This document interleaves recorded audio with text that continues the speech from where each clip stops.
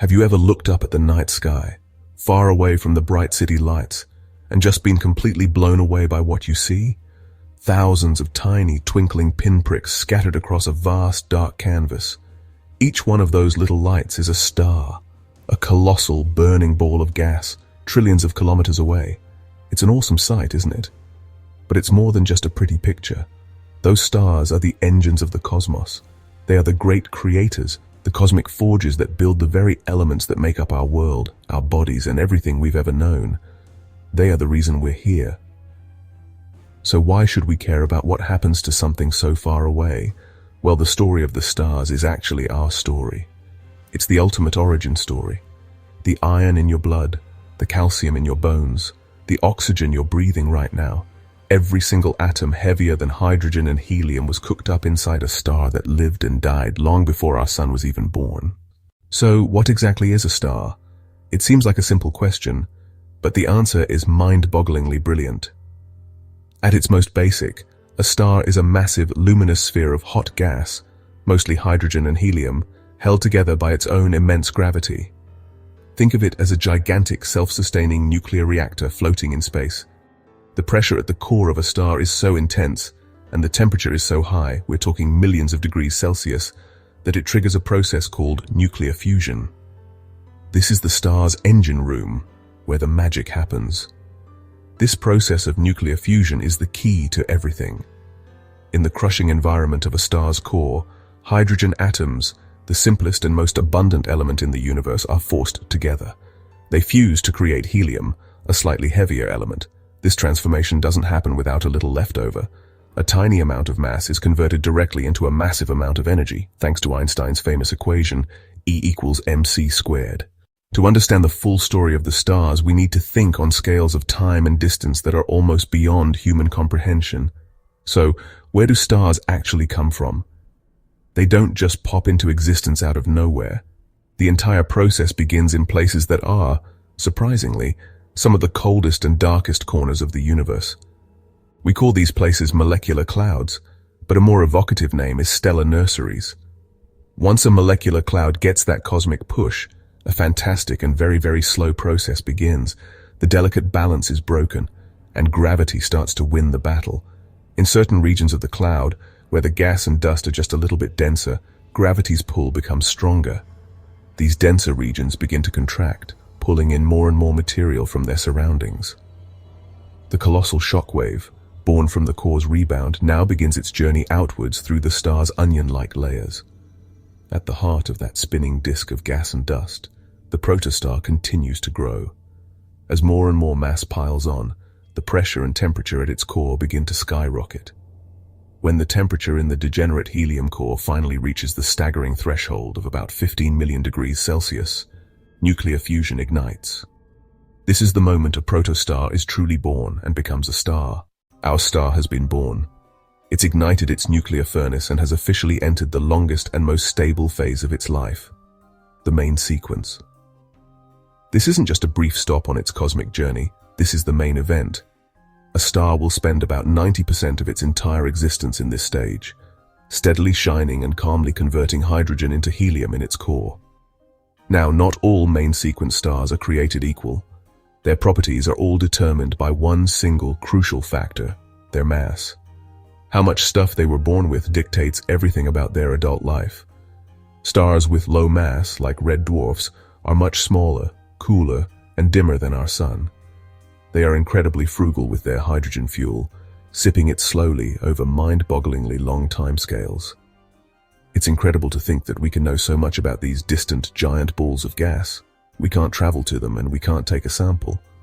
So how do astronomers figure it all out? The answer is hidden in the starlight itself.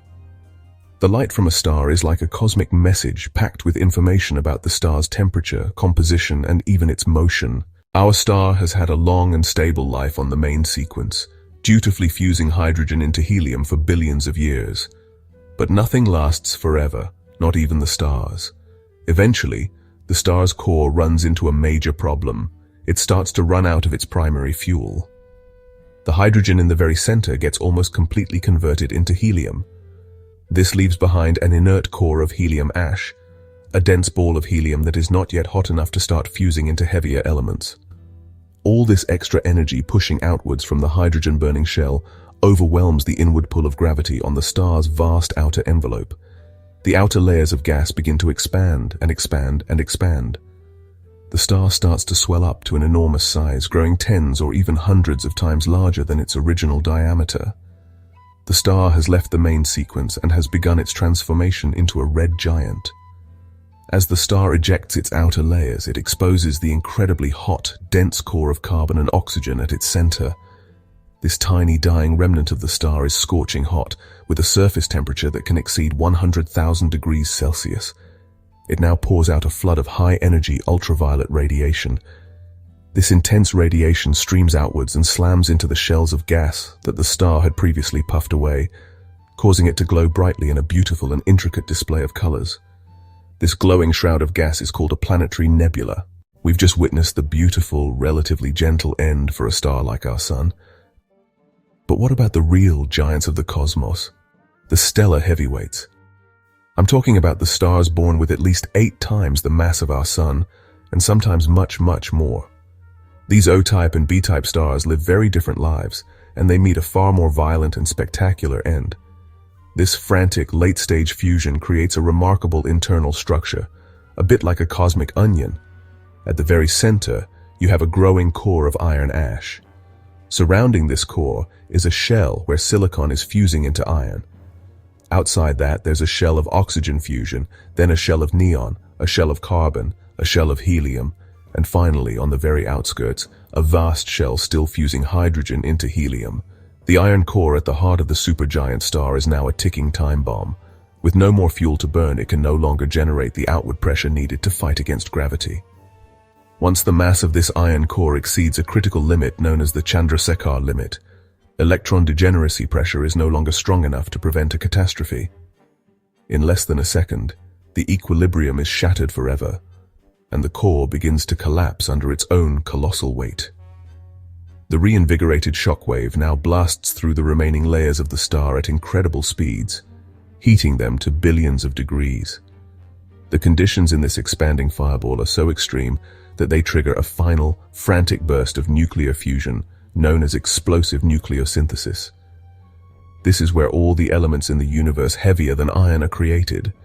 The supernova is not just an explosion, it's the ultimate cosmic forge, creating the rarest and heaviest building blocks of the universe. For most massive stars, the incredibly dense ball of neutrons that formed and rebounded during the core collapse survives the blast. This object is called a neutron star, and it is one of the most extreme and bizarre objects in the entire universe. If the original star was truly massive, maybe more than 20 or 30 times the mass of our Sun, then the core it leaves behind after the supernova will be just too heavy for even neutron degeneracy pressure to support. It has become a black hole.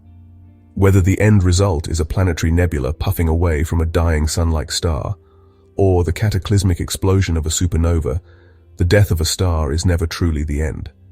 It's actually a crucial part of a much grander ongoing cycle, the universe's ultimate recycling program. When a star dies, it doesn't just disappear. It blasts a huge fraction of its mass back out into the vastness of interstellar space. So, the next time you look up at the night sky or even just look at your own hand, take a moment to consider your cosmic origins. Every single atom in your body, apart from the hydrogen, was created inside a star that lived and died billions of years ago. The iron in your blood was forged in a supernova. The calcium in your bones was cooked up in a massive star. We are, as the great astronomer Carl Sagan famously said, made of star stuff. This grand cosmic story is not something that happens far away from us. It's a story that is intimately and profoundly connected to our own existence. The universe is constantly telling its story, written in the language of starlight. And the more we learn to read that language, the more we understand our own incredible story. From all of us here, thanks for joining this great moment in science. Keep looking up and never stop wondering. Good on ya.